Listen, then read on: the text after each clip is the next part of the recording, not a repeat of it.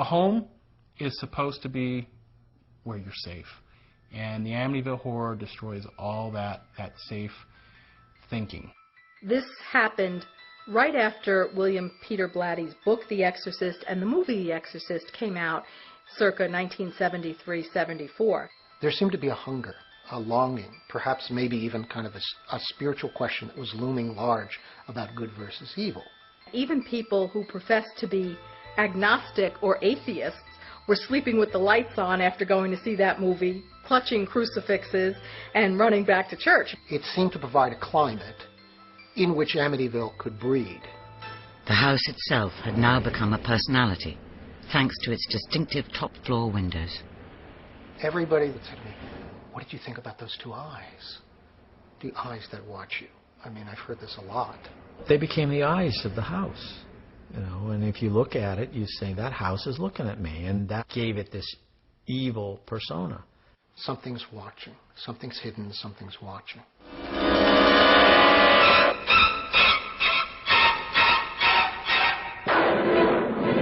The next incarnation of the Lutz's story came when Amityville got the Hollywood treatment. What happened to them is an experience in terror you will never forget, and you will believe in the Amityville Horror. George and Kathleen Lutz are with us this morning to talk about what happened during those 28 days in Amityville. Lutzes, good morning to you both. The hype over Amityville on national television and told their story to an eager public. Within a week, Kathy's hand had been touched by something that we discussed and couldn't explain. It was just something unseen. We also had hordes of flies that would appear within 2 rooms, and no matter how many times we would kill them, they would reappear.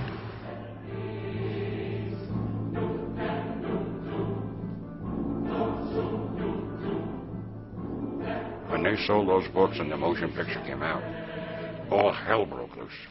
It was a media frenzy. I mean, people just descended on the village of Amityville. People from Ireland, people from England, people from all over Europe.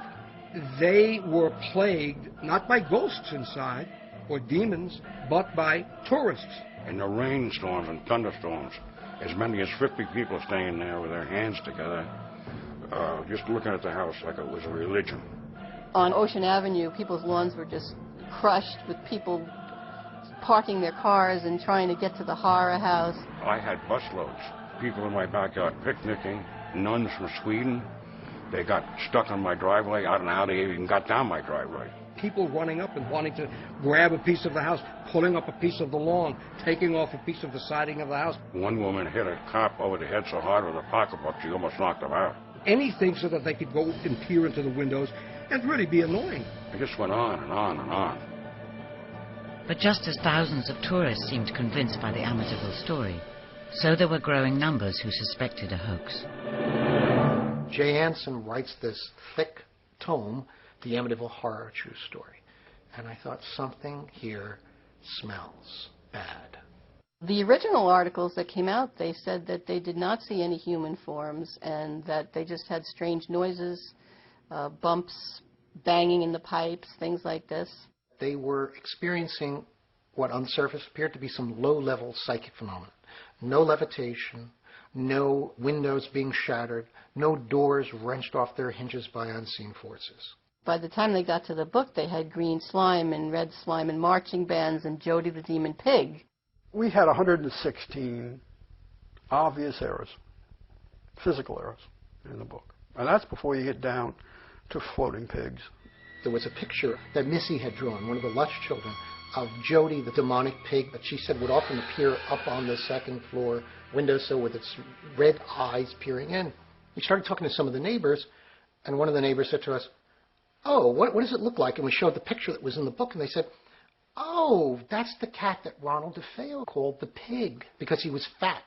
Well, the pig happened to be my wife had a Persian cat. It was a Persian cat, I'm sure.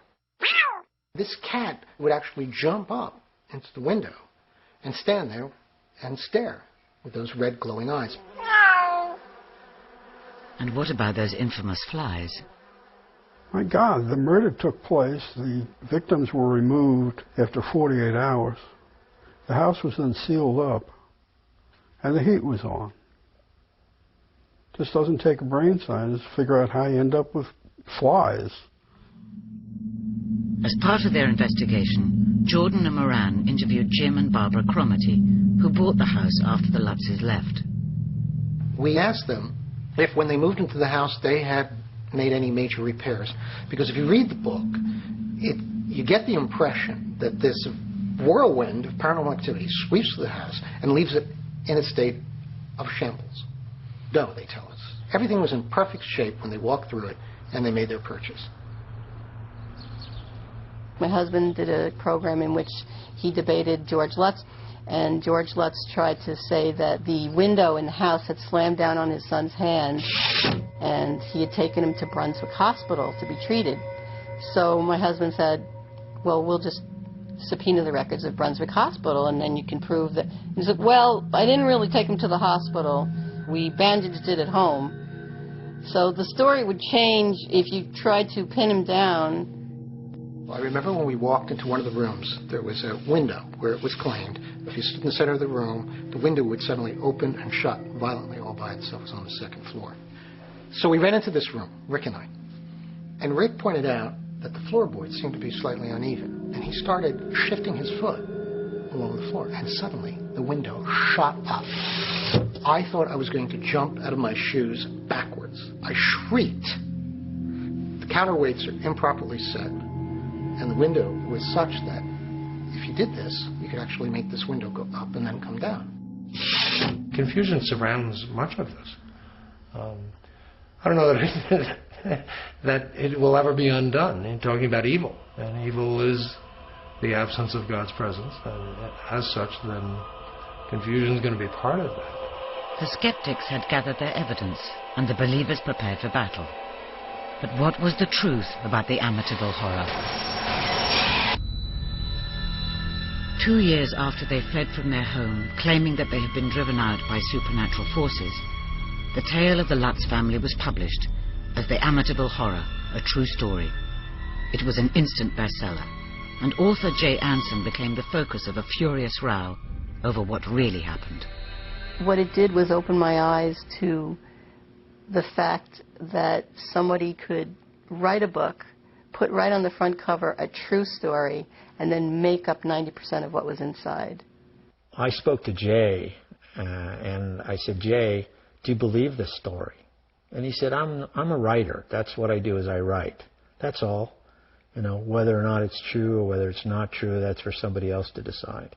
Of course literary license was taken. We're not in support of this aspect of the Amityville horror. Peter Jordan and Rick Moran confronted Anson with their evidence that the book was not a true story, but a work of fiction. He said, you're one of those naysayers. You're a skeptic who likes to write non-ghost stories. I like to make money. Jay said to me, I'm a writer. My only interest is to write a best-selling book so that I can build a house in Majorca and never have to write again. And one day, I predict, he said, that you are going to be sitting there broke, writing your little non-ghost stories, and I'm going to be in an island out in the Bahamas or somewhere with a truckload of cashmere sweaters. And I remember thinking it was the funniest thing, and I started cackling, and he said, what's so funny? And I said, that is the most ridiculous fantasy that any millionaire could ever have. And then after that, I was coming home from somewhere out in Long Island, I had the radio on, and Jay Anson, author of the Amityville Horror, suffered a tragic heart attack today, and I thought, oh, he never got to enjoy that truckload of cashmere sweaters.